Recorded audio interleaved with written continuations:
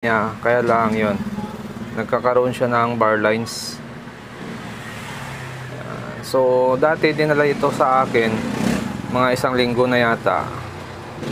Hindi kasi ma-explain ng may-ari kung ano ang problema. Nawawala daw yung picture. So hindi naman niya sinabi na pag nawala yung picture ay ganyan-ganyan na lang yung lumalabas. So nung tinisting namin dito, normal siya. Mga 2 oras, normal.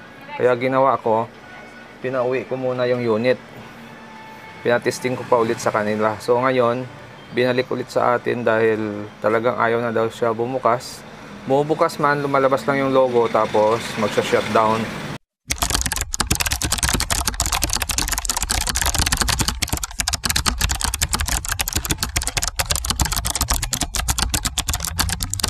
May gagawin tayo, Prestige.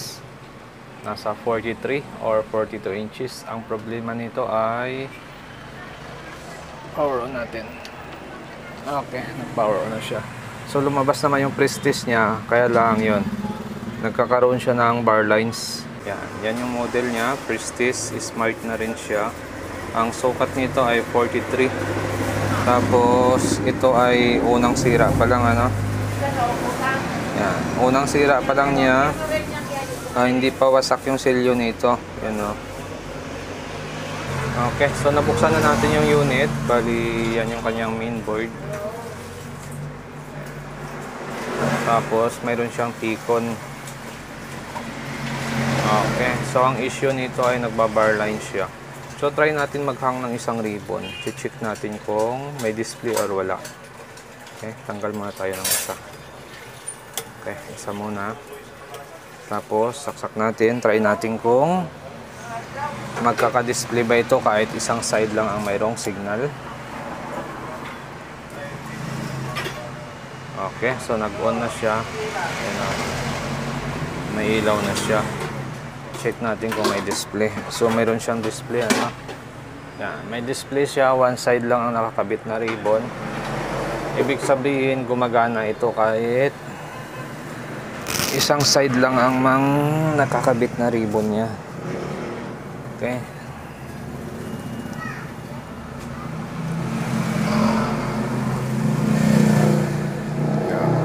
So, ayos na. Tapos na si Android. Yan ang kalagay no signal. Pero meron siyang kunting shadow ng bar lines. Ano?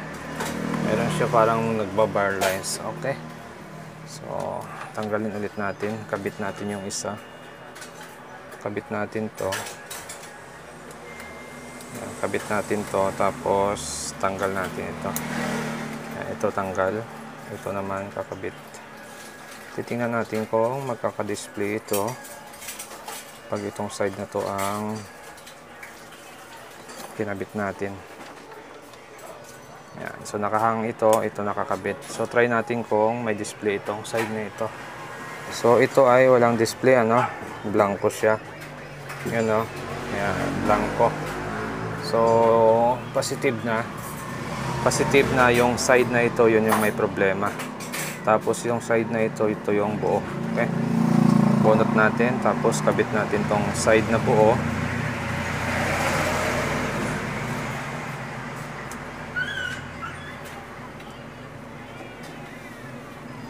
Tapos, hang natin to.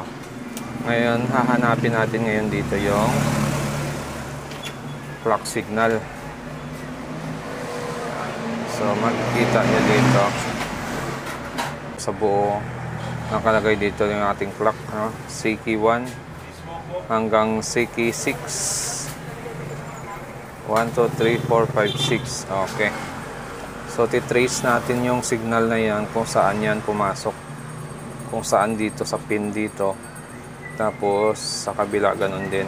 Hanapin din natin dito. Okay. So, gawin natin ay mag-check tayo ng mga signal natin. So, gamit tayo ng tester. Buzzer ang gagawin natin. Para okay, mas mabilis natin matrace kung saan siya banda. Ito yung ating CKB1. Yun, ito yung CKB1 natin. Okay. So, mapapansin nyo, Dito lang siya banda, oh.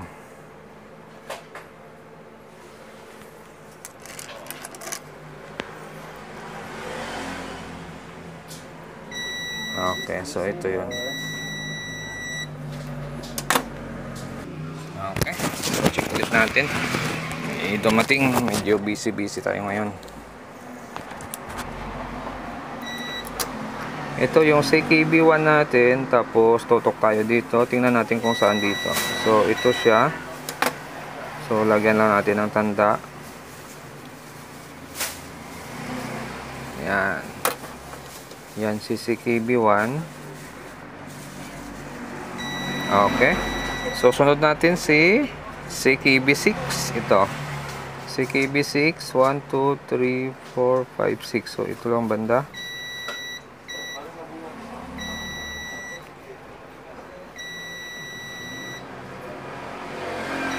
Yan. So ito lang siya.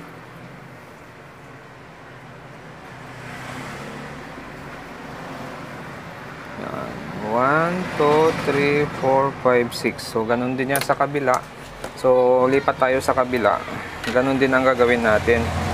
Magbabuzzer din tayo doon para makuha natin kung saan yung eksakto niyang test point, ano.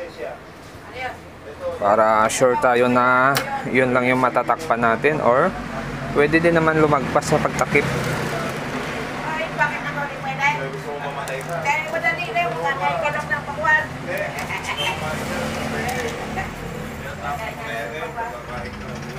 Ito si KB1 natin, tutok si KB1. Hanapin lang natin dito. Okay, ito.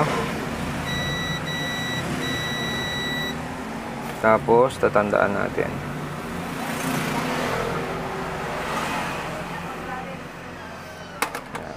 Si KB1 2, 3, 4, 5, 6. So ito yung pang-anim. Okay, so mas madali lang ito hanapin.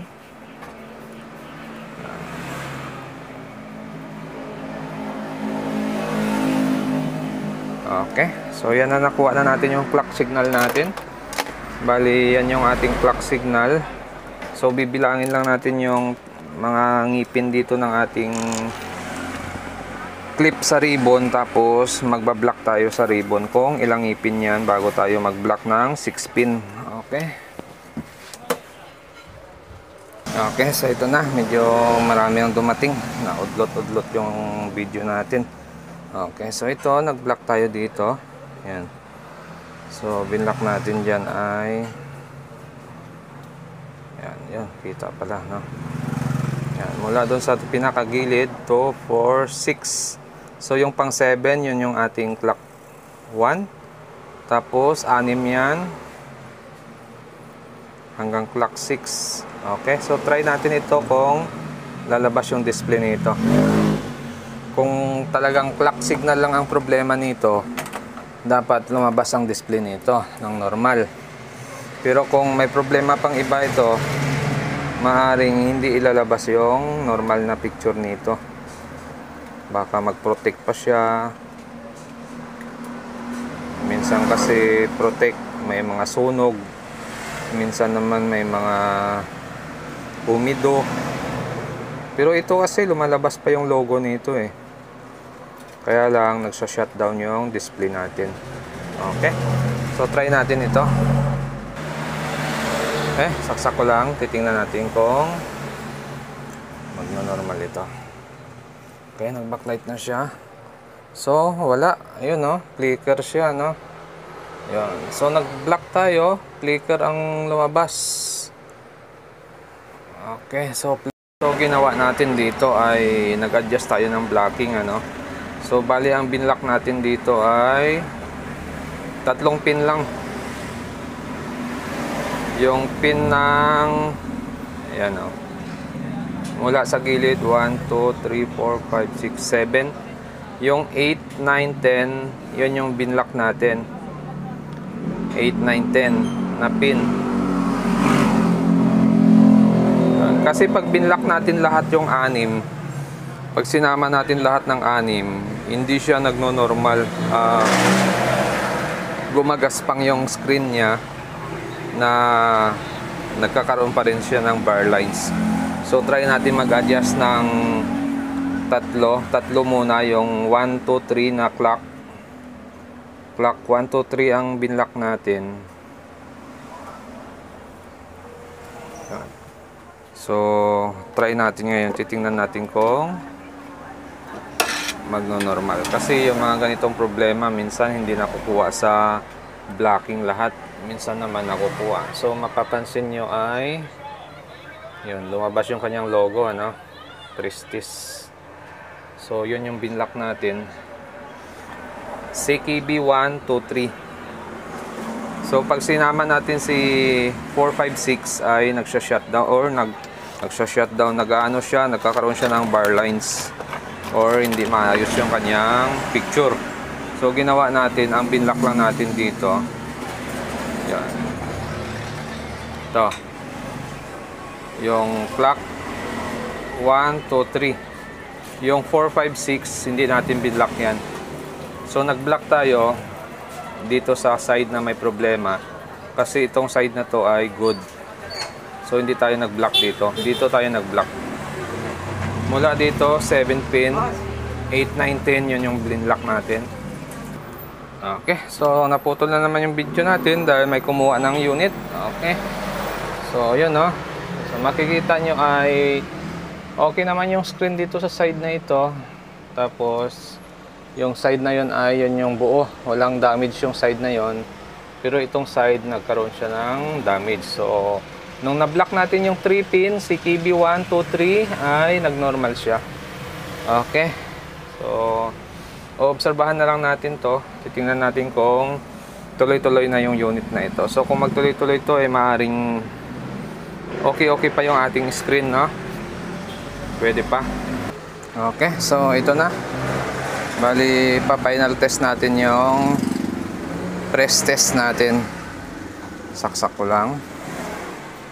Yan, milaw na siya, nag-backlight na siya, lalabas yung logo. Okay, so mapapansin nyo, makinis naman yung logo nito. So itong side na to may problema, itong side buo. Yan, bali CKB 1, 2, 3 lang ang binlock natin. Okay, so ayos siya. Yun na, medyo matagal na natin siya na ibabad, ay tuloy-tuloy naman yung picture niya. So hindi na siya nagsha-shutdown, hindi kagaya kanina umpisa na simula pa lang nagsha-shutdown na kagad yung display niya or nagkaroon na kagad ng guhit-guhit. So sa ngayon ay normal siya. So yun lang ang binlock natin, CKB 1, 2, 3. Tapos okay na yung unit natin. So hindi siya nakuha sa 6-pin blocking. So sa 3-pin blocking doon siya nakuha. Okay, hanggang dito na lang yung video natin. At kung bago lang kayo sa aking channel, huwag kalimutan mag-subscribe. Sa susunod ulit natin na video,